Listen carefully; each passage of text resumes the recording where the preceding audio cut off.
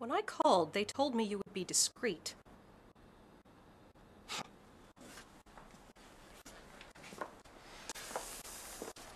Well, that depends.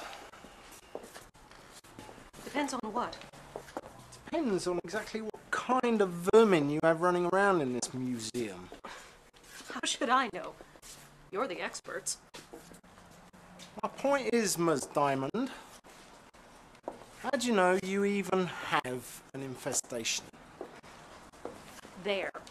That's how I know.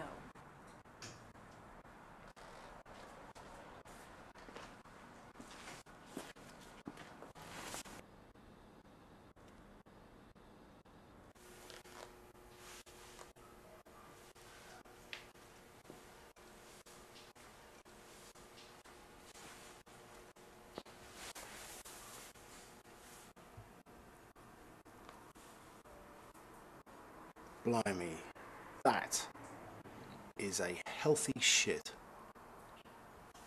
They're eating well. That smells like cheddar.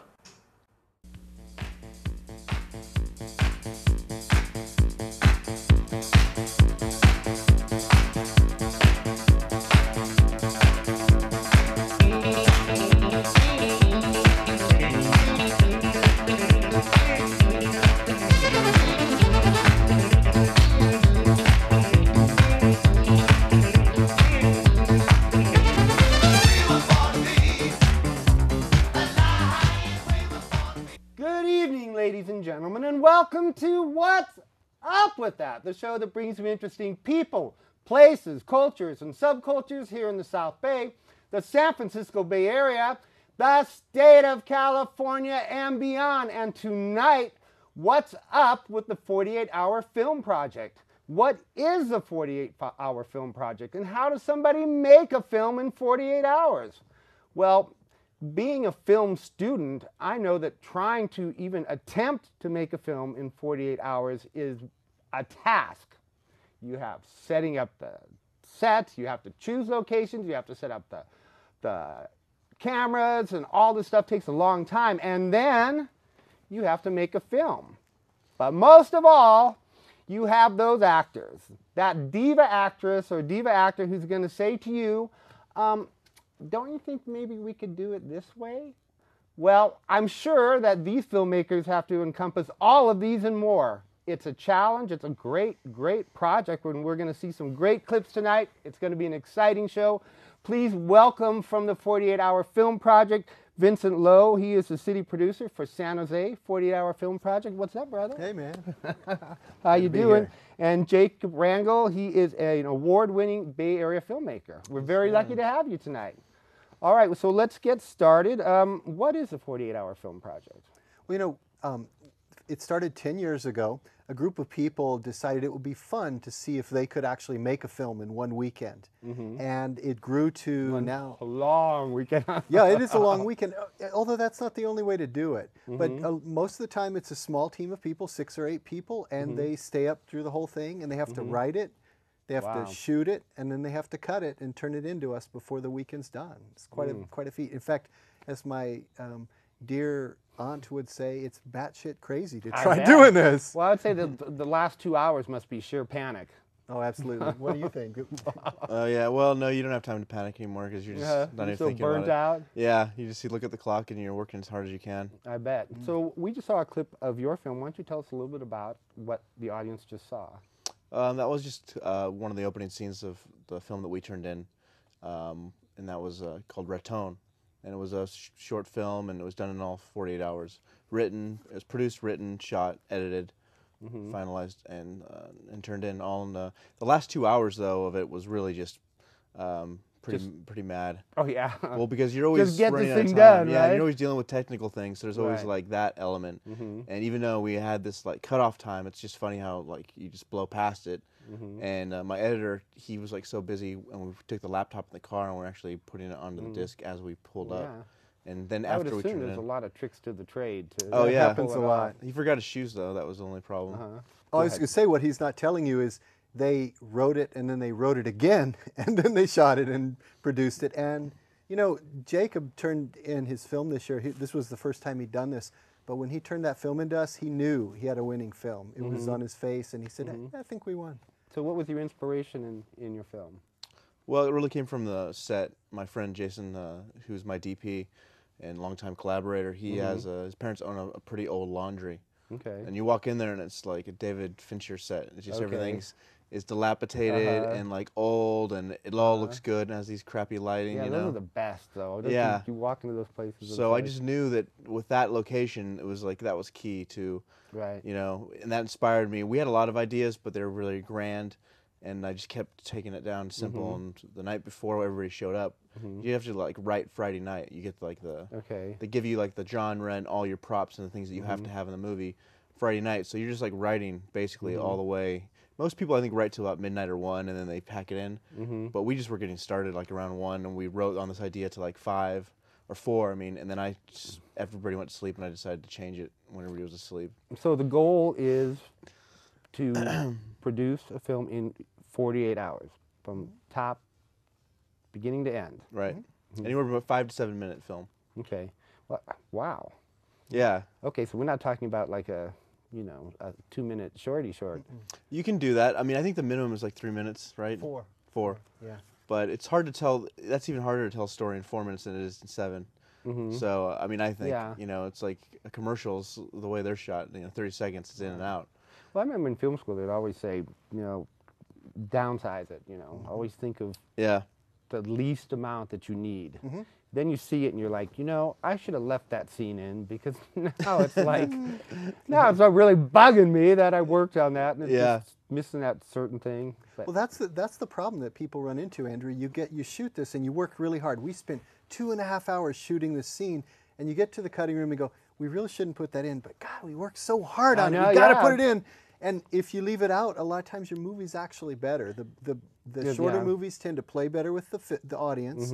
And it doesn't matter what your craft is, TV, film, speech making, your job is always get off the stage while they still love you. So I say shoot for 5 minutes if you can, So what are the requirements then for the project? Well, so the filmmakers gather on Friday night, and we have them draw their genre randomly from a hat. And then we give them a prop that they have to, all the filmmakers use the same prop. They have to include a line of dialogue that has to appear in the film and a specific character. It could be Joe Schmo, the...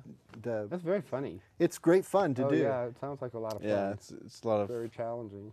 And it's crazy. And so some teams will argue till the next day about what the story should be. Some teams come in, they get an idea, they say, okay, let's take this first idea, they write it, go to sleep at midnight, wake up and shoot it. And it runs the whole gamut.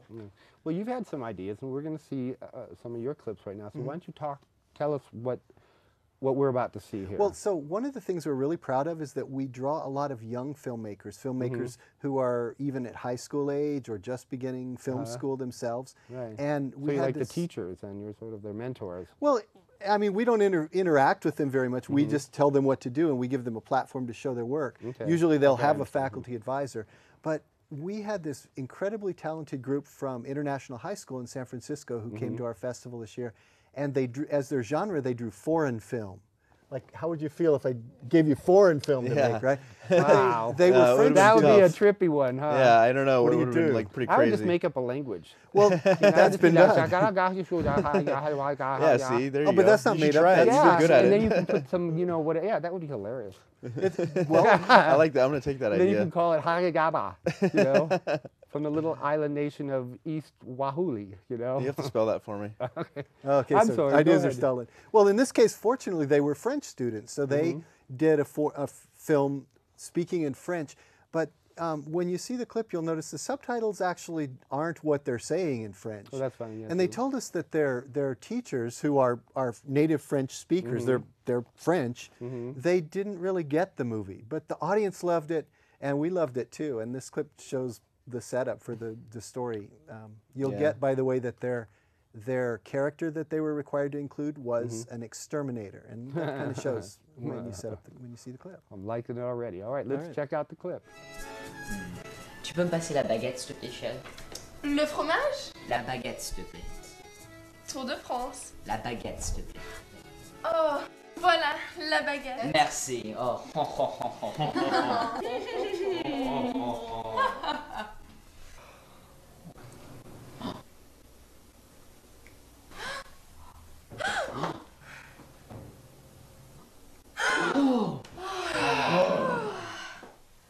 Quelle chance.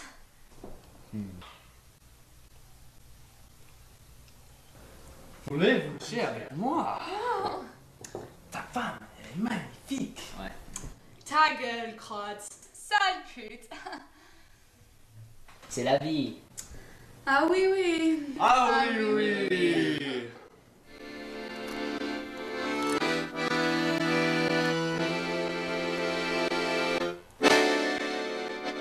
Le jus d'orange est frais. Tour Eiffel. Musée Pompidou. Tu peux me chercher du vin, s'il te plaît? Oui.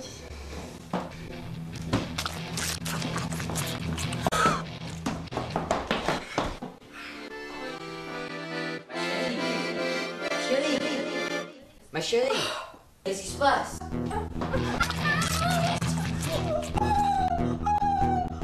Sacré bleu!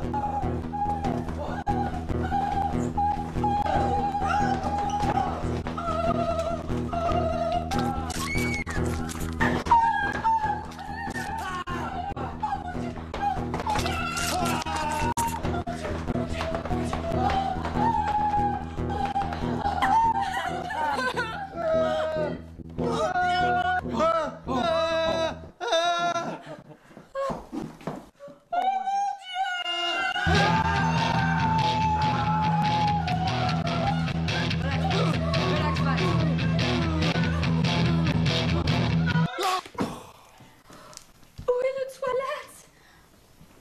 Appelle Tintin.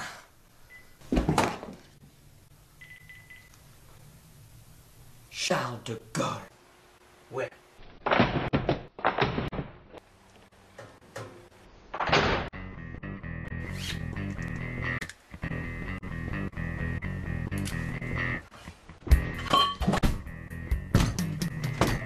All right, well, as you can see, that was awesome. 48 hours.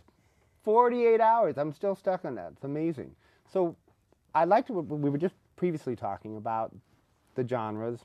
So what are the different genres? What could I possibly perceive picking? Oh, so some of them are fairly standard, like action adventure and cop drama. There's buddy film.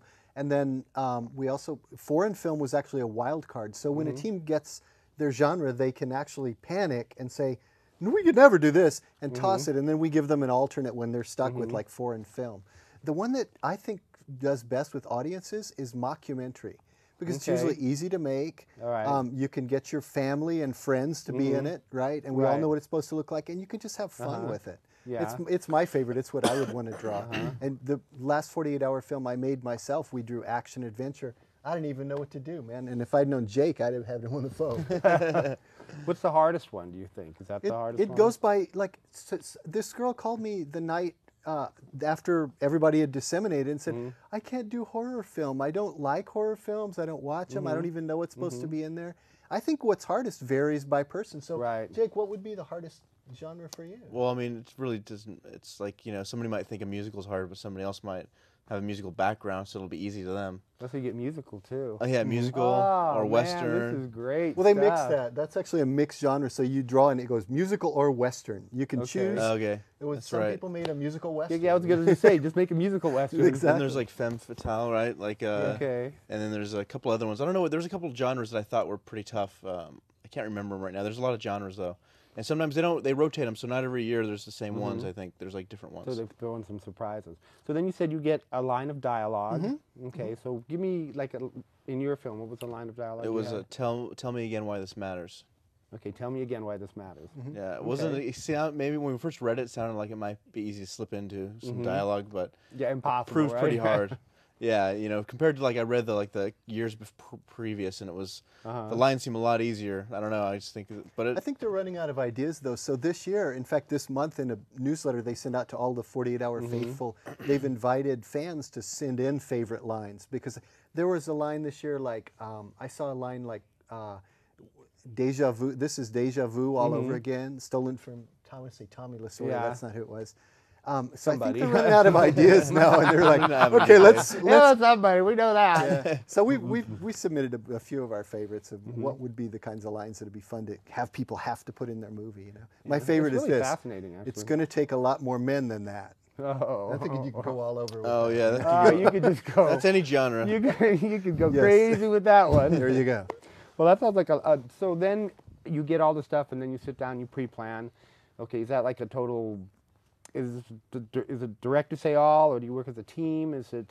Depends on the director. I don't know. I mean, you know what? The one thing I learned, I did 2 of these things. We did another one like just recently, a 72-hour, which is even harder because it's misleading. You think you have an extra day, and it's you just There's more problems. just more right? rope to hang yourself with. You try to go bigger, and that's the rule on this thing is like, oh, keep it simple. Like over that'll you'll always win. But the whole situation we got into with what we were just talking about was that. I usually think that the best films that I like are the people that have the most control, but not trying not to be like a micromanager, but I think that someone has to have a clear vision. Yeah, and the first one I did, I didn't know how to manage the people as well. I mean, I've managed crews before, but this is more collaborative, but still it came down to me like making some tough decisions and following through with those, and you know, basically it comes, you have to like, someone has to own the store, you know? Yeah, but how do you deal with the one uncooperative one? Well, I mean, I was the writer-director and the team leader, so I was kind of like God to everybody else. And Yeah. I only would throw lightning bolts when I had to. Okay. I guess I mean, you do have to at some point. Yeah, and you know what? Our second film was even harder. You know, we ended up, some people had some falling outs just because you get so many people on a film set and it becomes a point where there's too many. Even for a short film project like this, you need like a very like tight indie crew that can work fast and well together, and long hours. You know, like these last, you know, sometimes you got to go 2 days without sleep, basically, when you do this. So, what skills does a perfect team member have? You know, I think it varies by team because there are sometimes when you have, I think you kind of experimented, Jacob, with the different team sizes. Some teams are 30 people. There's a guy on the East Coast who makes every 48-hour film all by himself. He writes, shoots, sings, directs, acts, everything. I think somewhere between those, I like teams now that are about 6 or 8 people, and then you want a team member to have a multitude of skills. Okay. Yeah, but I say it's number one, and just like with anything, it's attitude. Right. Someone who's like passionate and is not gonna like, he's not gonna run out of gas in the final 6 hours. You know, the final like leg. That's when they need lounging on the couch. Yeah, or be like, oh, I'm tired. So you need someone with a good attitude and lots of passion. And you know, and being reliable, obviously, because they have to. And you don't know these things. You work through these, but I found a lot of great crew members just by doing the one where we made Raton. Right. People rose up. We saw some people just like, you know, hidden talents arise, and that's when you really. And that's why I knew we had something special, because everybody was hitting all cylinders for 2 days straight. No sleep, no like, you know. Yeah, and they can be a little ragged. After, oh yeah, attitudey after that Especially point. like, oh, the director has another idea. Oh yeah, Mr. Know-It-All. Exactly. Okay, so we're going to see another clip from you, and we're going to see the clip first, and then I'm going to have you explain it. So here's another exciting clip from 48-Hour Film Project. Check it out. You nut, I nut, we all nut for peanuts. Now you're losing the butter. Ah, shit. Now we've all heard how the humble peanut has nourished hungry stomachs across this great land. Why don't we just go with the dog gag? You know, the clip sticks. That doesn't make me want to buy peanut butter. I like it. That's annoying. But have you heard the tale of how the peanut nourished a great American mind? We can put it in a heart-shaped box. Or we can put it in a peanut-shaped box. Stupid. In a peanut-shaped box?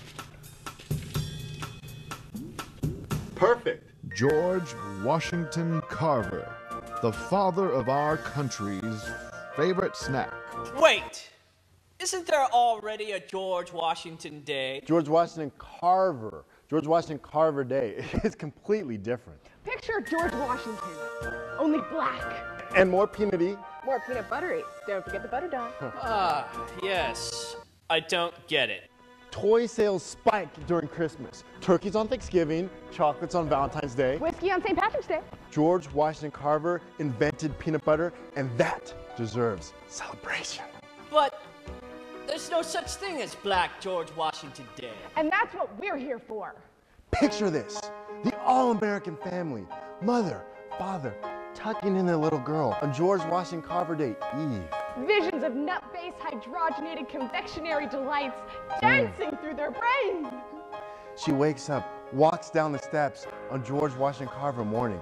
A creamy excitement fills the air. And if they're lucky, they were visited by George Washington Carver the night before, carrying bags of officially licensed, old-timey Sutter peanut butter products. Or even better, perhaps they can go to the mall the next day where she could sit on his lap and partake of his nutsack. Of his what? They would decorate the peanut trees with officially licensed ornaments. There's no such thing as peanut trees. Then we'll invent peanut trees, just like George Washington Carver invented peanut butter. Invention is the spirit of George Washington Carver Day. Amazing. Again, amazing. So Vincent, tell me a little bit about that film. Well, you know, we were just talking about what makes the ideal team members. This group was an improv group from the South Bay. And when I look for talent to make a 48-hour film project, that's pretty much where I look, is I look to improv groups like Comedy Sports or one of the improv groups in the area. It gives me talent that can roll with the punches. You know, some teams like to script it out and then they have somebody write through the night and there's a script and there's storyboards and all the rest in the morning. Some of the best producers like to say, we're going to go to bed at midnight and we're going to get up fresh. At 9 o'clock we start shooting and we're still going to be working from this improvisational base. I'm not going to tell you what lines to say, but this is who the character you are and I want you to have this attitude and we're rolling, go. And a lot of Hollywood directors do that as well. I mean, I like those people. Those are my people, man. You know, they've made a lot of money doing those things.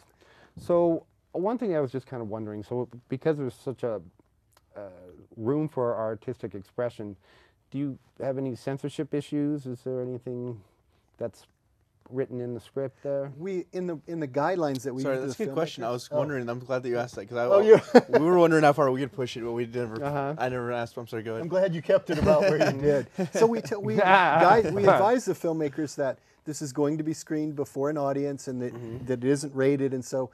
You know, the audience can be all different ages, and we often have 14 and 15-year-old filmmakers participate. Okay, so I can see where that would be an. But I do remember watching a family come into the theater during one of the screenings, and I saw they had like a 4- and a 5-year-old child, and I went to the mom. I said, you know, this might not be a good idea. I mean, I want you to know these films are not rated, and you know, so the truth is, though, I think a lot of the filmmakers dial it back for this, and for two reasons. One is because they know it's going to be a multi-age audience, and second, they're competing for Audience Choice Award. They want the audience to like it, and if it's vulgar and, well, we did have one that was turned in by 15-year-old filmmakers that was. Vulgar? My co-producer called it vulgar an teenagers? No way. That way, kid. Adolescence. That's my kind of kid. Yeah, there you go. But in general, I think they dial it back. There's a filmmaker that's been in our festival in San Jose every year that we've been there, and I've seen his other independent work, and it's pretty foul-mouthed, but he dials it back for this festival because he wants to do something that works with the audience, and